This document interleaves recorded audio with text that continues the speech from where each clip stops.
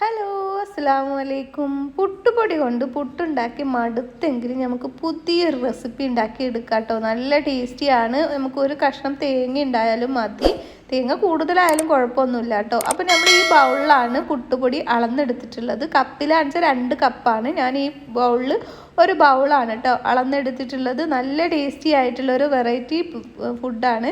എളുപ്പത്തിൽ ഉണ്ടാക്കിയെടുക്കും ചെയ്യാം കേട്ടോ. നമുക്ക് എന്നും പുട്ടൊക്കെ ഉണ്ടാക്കി മടുത്തെങ്കിൽ ഇടയ്ക്കൊക്കെ ഇതുപോലെ ഉണ്ടാക്കി കൊടുക്കാം.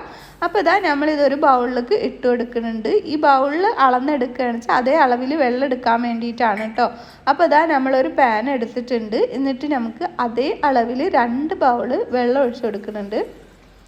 ഒരു ബൗള് പൊടിയാണ് നമ്മൾ എടുത്തിട്ടുള്ളത്. അപ്പോൾ 2 ബൗള് വെള്ളമാണ് കേട്ടോ എടുക്കുന്നത്. അപ്പോൾ അത് നമ്മൾ ഒരു പാത്രത്തിലേക്ക് ഒഴിച്ചു കൊടുത്തിട്ടുണ്ട്. ഇനി ഇതിലേക്ക് ആവശ്യത്തിനുള്ള ഉപ്പ് ചേർത്ത് കൊടുക്കാം. എന്നിട്ട് നമ്മൾ ഇതിലേക്ക് 1 ടേബിൾ സ്പൂണോളം നെയ്യ് ചേർത്ത് കൊടുക്കാം. നെയ്യ് ഓപ്ഷനിലാണ്, നിങ്ങൾക്ക് വേണമെന്നുണ്ടെങ്കിൽ ചേർത്ത് കൊടുത്താൽ മതി, അതല്ലെങ്കിൽ ഓയിൽ ചേർത്ത് കൊടുത്താലും മതി കേട്ടോ.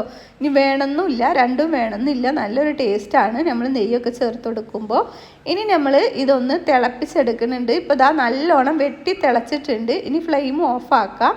എന്നിട്ട് ഈ ചൂടോടെ തന്നെ നമ്മളിത് അരിപ്പൊടിയിലേക്ക്, നമ്മളെ പുട്ടിൻ്റെ പൊടിയിലേക്ക് ഇട്ട് കൊടുക്കുകയാണ്. എൻ്റെ പുട്ടിൻ്റെ പൊടി മട്ടരിയും നമ്മളെ റേഷൻ കടയിൽ പുഴുങ്ങലരി രണ്ടും കൂടി ഞാൻ പൊടിച്ചെടുത്തതാണ് കേട്ടോ. എന്നിട്ട് നല്ലോണം വറുത്തെടുത്ത പൊടിയാണ്. അത് നിങ്ങൾക്ക് ഏത് പുട്ടുപൊടി എടുക്കാം. അപ്പോൾ ഇതാ നമ്മൾ അതിലേക്ക് ഒഴിച്ചു കൊടുക്കുന്നുണ്ട്. നമ്മൾ ചില പുട്ടുപൊടിയിലേക്ക് വെള്ളം കുറവായിരിക്കും, അപ്പോൾ അതിനനുസരിച്ച് നോക്കി ഒഴിച്ചു കൊടുക്കുക. എൻ്റെ പുട്ടുപൊടിയിലേക്ക് ഇത് കറക്റ്റ് വെള്ളമാണ് കേട്ടോ, 2 പാത്രം. അപ്പോൾ ഇതാ നമ്മളിതുപോലെ ഇളക്കി കൊടുക്കുക. മൊത്തത്തിൽ വെള്ളം ഞാനിതിലേക്ക് ഒഴിച്ചു കൊടുക്കുന്നുണ്ട്. എന്നിട്ട് നല്ലോണം മിക്സാക്കി കൊടുക്കുക.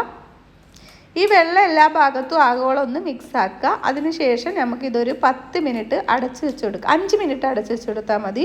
ഇനി ചൂടാറണമെന്നുണ്ടെങ്കിൽ ഒരു 10 മിനിറ്റ് അടച്ചു വെച്ച് കൊടുക്കുക. തിളച്ച വെള്ളമാണ് കേട്ടോ നമ്മൾ ഒഴിച്ചു വെച്ചിട്ടുള്ളത്. 5 മിനിറ്റ് നേരം ഇതൊന്ന് നമുക്ക് അടച്ചു കൊടുക്കാം. അപ്പോൾ ഇതാ വെള്ളം എല്ലാ ഭാഗത്തും ആയിട്ടുണ്ട്. നമ്മൾ പുട്ടുപൊടി വെള്ളം ഒന്ന് കുടിച്ച് വരട്ടെ, അതുവരെ ഒരു 5 മിനിറ്റ് ഇവിടെ വെക്കാം. ഇപ്പോൾ ഇതാ നമ്മൾ ആ തേങ്ങ എടുത്തിട്ടുണ്ട്. ഒരു കഷ്ണം തേങ്ങയാണ്. തേങ്ങ നിങ്ങൾക്ക് എത്ര വേണമെങ്കിലും എടുക്കാം കേട്ടോ. നല്ല ടേസ്റ്റിയാണ് തേങ്ങ കൂടുമ്പോൾ. പിന്നെ ഞാനിതാ 6-7 അല്ലി ചെറിയ ഉള്ളിയാണ് എടുത്തിട്ടുള്ളത്. അത് നമ്മൾ മിക്സിയുടെ ജാറിലേക്ക് ഇട്ട് കൊടുത്തിട്ടുണ്ട്. എന്നിട്ട് ഞാൻ ഒരു 1/2 ടേബിൾ സ്പൂണ് ചെറിയ ജീരകമാണ് എടുത്തിട്ടുള്ളത്. അതുകൂടി ചേർത്ത് കൊടുത്തിട്ട് ഇതൊന്ന് ചതച്ചെടുത്തിട്ടുണ്ട്. വെള്ളമൊന്നും ചേർത്ത് കൊടുക്കണ്ട, നമ്മളിതൊന്ന് നല്ലോണം ഒന്ന് ചതച്ചെടുത്താൽ മതി. എന്നിട്ട് നമ്മൾ ഈ പുട്ടുപൊടിയിലേക്ക് ഇട്ട് കൊടുക്കുകയാണ് കേട്ടോ ചെയ്യണത്. 5-10 മിനിറ്റ് കഴിഞ്ഞതിന് ശേഷമാണ് കേട്ടോ നമുക്കിത് എടുക്കേണ്ടത്. അപ്പോൾ ഇത് കൈ വെച്ചിട്ട് ഞാൻ ആദ്യം ഒന്ന് ഇളക്കിയെടുക്കാൻ നോക്കി, പക്ഷെ നല്ല ചൂടാണ്. അപ്പോൾ ഞാൻ സ്പൂൺ വെച്ചിട്ട് തന്നെ എല്ലാ ഭാഗത്തേക്കും ഒന്ന് ഇളക്കി യോജിപ്പിച്ചെടുത്ത്. അപ്പോൾ ഈ തേങ്ങയും ജീരകവും ഉള്ളി ഒക്കെ എല്ലാ ഭാഗത്തും ആവാൻ വേണ്ടിയിട്ട് നമുക്കിത് നല്ലോണം മിക്സാക്കി എടുക്കാം. നമ്മളിങ്ങനെ തിളച്ച വെള്ളം ഒഴിച്ചു കൊടുക്കുമ്പോൾ നമ്മുടെ ഇതിന് നല്ല സോഫ്റ്റ് ആയിരിക്കും. നമ്മൾ പുട്ടുണ്ടാക്കുമ്പോൾ നമ്മൾ പച്ചവെള്ളമാണ് ഒഴിച്ചു കൊടുക്കൽ, പക്ഷേ നമ്മളിത് പുട്ടല്ല ഉണ്ടാക്കിയെടുക്കുന്നത്. അപ്പോൾ ഇതുപോലെ ഒഴിച്ചെടുക്കുക. എന്നിട്ട് നല്ലോണം മിക്സാക്കി എടുക്കുക. അപ്പോൾ ഇതാ എല്ലാ ഭാഗത്തും മിക്സ് ആയിട്ടുണ്ട്, കണ്ടല്ലോ. ഇതുപോലെയാണ് നമുക്ക് ഇരിക്കുന്നത്. നമ്മൾ പുട്ടിന് നനച്ചെടുത്ത പോലെ തന്നെയാണ് ഇരിക്കുന്നത്, പക്ഷെ നമുക്കിത് ഉരുട്ടിയെടുക്കാൻ പറ്റും. അപ്പോൾ നമ്മൾ അതിനനുസരിച്ചിട്ടുള്ള വെള്ളം ഒഴിച്ചു കൊടുത്തിട്ടുണ്ട്. പിന്നെ നമ്മൾ തിളച്ച വെള്ളമാണ് ഒഴിച്ചു കൊടുത്തിട്ടുള്ളത്. അപ്പോൾ ഞാൻ കൈ വെച്ചിട്ട് ഒന്നുകൂടി മിക്സാക്കി എടുത്തിട്ടുണ്ട് കേട്ടോ, എല്ലാ ഭാഗത്തും ആവാൻ വേണ്ടിയിട്ട്. എന്നിട്ട് ഇതുപോലെ നമ്മൾ ഉരുട്ടിയെടുക്കുക. നല്ല വലിയ ഉരുളകളാക്കി എടുക്കണ്ട, അത്യാവശ്യം ഇതുപോലെ ഉരുട്ടിയെടുത്താൽ മതി. കൂടുതൽ ഉരുളകളാക്കി എടുത്തിട്ടുണ്ടെങ്കിൽ നമുക്കിത് ഉൾഭാഗം വെന്ത് കിട്ടൂല. അപ്പോൾ ദാ ഇതുപോലെ ഒന്ന് ഉരുട്ടിയെടുക്കുക, നല്ലോണം ഒന്ന് ഷേപ്പാക്കി എടുക്കുക. കണ്ടല്ലോ, ഇതുപോലെ ഒന്ന് കൈവെള്ളയിൽ വെച്ച് ഉരുട്ടിയെടുത്താൽ മതി. ഇത്രയും വലിപ്പം മതി കേട്ടോ, കൂടുതൽ വലിപ്പത്തിൽ എടുക്കണ്ട. ഇനി നിങ്ങൾക്ക് കൂടുതൽ വലിപ്പത്തിൽ എടുക്കണം എന്നുണ്ടെങ്കിൽ ഒന്ന് ആവിയിൽ വെച്ചിട്ട് എടുത്താലും മതി. കൂടുതൽ വലിപ്പത്തിൽ ഉണ്ടാക്കിയിട്ട് ആദ്യം ഒന്ന് ആവി കയറ്റി എടുക്കണം, കാരണം നമ്മൾ പുട്ടുപൊടി ഇവിടെ തിളച്ച വെള്ളം ഒഴിച്ചു കൊടുത്തിട്ടുള്ളൂ, വെന്തിട്ടില്ല. അപ്പോൾ ഇതാ നമ്മൾ ഇതുപോലെ ഒന്ന് കുഴച്ചെടുക്കുന്നുണ്ട്. എല്ലാതും നമുക്ക് ഇതുപോലെ ഉരുട്ടിയെടുക്കാം. അപ്പോൾ അതാ കണ്ടല്ലോ, എല്ലാതും നമ്മൾ ഉരുട്ടിയെടുത്തിട്ടുണ്ട്. നല്ല ടേസ്റ്റി ആയിട്ടുള്ളൊരു ബ്രേക്ക്ഫാസ്റ്റാണ് കേട്ടോ നമ്മൾ ഉണ്ടാക്കിയെടുക്കുന്നത്. എന്നും ഒരുപോലെ കുട്ടികൾക്കൊക്കെ ഉണ്ടാക്കി കൊടുത്ത് മടുത്തെങ്കിൽ ഇതുപോലെ ഒന്ന് ചെയ്തെടുക്കാം. നമ്മളിതിലേക്ക് ഒരു 2 ടേബിൾ സ്പൂണോളം ഓയിൽ ചേർത്ത് കൊടുക്കുന്നുണ്ട്. നമ്മൾ കൂടുതലൊന്നും ചേർത്ത് കൊടുക്കണില്ല. ഞാൻ ദോശച്ചട്ടിയാണ് കേട്ടോ എടുത്തിട്ടുള്ളത്. എന്നിട്ട് ഈ എണ്ണ എല്ലാ ഭാഗത്തും ആവോളം ഒന്ന് ചുറ്റിച്ച് കൊടുക്കുന്നുണ്ട്. എന്നിട്ട് നമുക്ക് ഈ ദോശച്ചട്ടിയിൽ കൊള്ളുന്ന തരത്തിൽ നമുക്ക് ഈ ബോൾസ് വെച്ച് കൊടുക്കാം. അപ്പോൾ എനിക്ക് 2 തവണക്കുള്ള ബോൾസ് ആണ് കേട്ടോ ഉള്ളൂ. ഇതന്നെ നമുക്ക് 4-5 പേർക്ക് കഴിക്കാനുള്ള ബ്രേക്ക്ഫാസ്റ്റാണ്. നല്ല ടേസ്റ്റി ആയിട്ടുള്ള ബ്രേക്ക്ഫാസ്റ്റാണ്.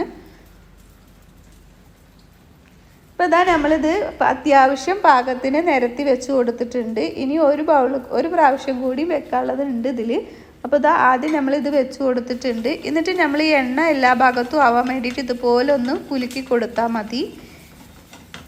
എന്നിട്ട് നമ്മളിത് അടച്ച് വെച്ച് കൊടുക്കണം. കാരണം മീഡിയം ഫ്ലെയിമിലേ ഇടാൻ പാടുള്ളൂ. നമുക്കിത് വെന്ത് കിട്ടും വേണം. എന്നാൽ അത്യാവശ്യം മേൽഭാഗം ഒന്ന് മുരിഞ്ഞ് കിട്ടും വേണം. മീഡിയം ഫ്ലെയിമിൽ ഇട്ട് കൊടുക്കുക. എന്നിട്ട് ഇത് അടച്ച് വെച്ച് കൊടുക്കുക. എന്നിട്ട് ഒരു മിനിറ്റ് കഴിയുമ്പോൾ ഒന്നും കൂടി ഇങ്ങനെ ഇളക്കി കൊടുക്കുക. നമുക്കിങ്ങനെ ഒന്ന് ഇതുപോലെ ഒന്ന് ഇളക്കി എടുത്തിട്ടുണ്ടെങ്കിൽ തന്നെ അത് ഉരുണ്ട് വന്നോളും. എന്നിട്ട് നമുക്ക് വീണ്ടും അടച്ച് വെച്ച് കൊടുക്കുക. അങ്ങനെ നമുക്കിത് മുഴുവനായിട്ട് കുക്ക് ചെയ്തെടുക്കണം. കാരണം മീഡിയം ഫ്ലെയിമിൽ ഇട്ടിട്ട് തന്നെ ഇത് കുക്ക് ചെയ്തെടുക്കണം കേട്ടോ. നമുക്ക് വെന്ത് കിട്ടും വേണം. അതേപോലെ പുറം ഭാഗം മുരിഞ്ഞ് കിട്ടും വേണം. നമ്മൾ കൂടുതൽ എണ്ണ വെച്ചിട്ടല്ല ഇത് ഉണ്ടാക്കിയെടുക്കുന്നത്. എണ്ണ കൂടുതൽ വെച്ചിട്ടാണെന്ന് വെച്ചാൽ എളുപ്പത്തിൽ വെന്ത് കിട്ടും. അതിനാണ് നമ്മളിത് അടച്ച് വെച്ച് വേവിച്ചെടുക്കുന്നത് കേട്ടോ. ഇടയ്ക്കൊക്കെ ഇതുപോലെ ഒന്ന് ഇളക്കി കൊടുക്കുക.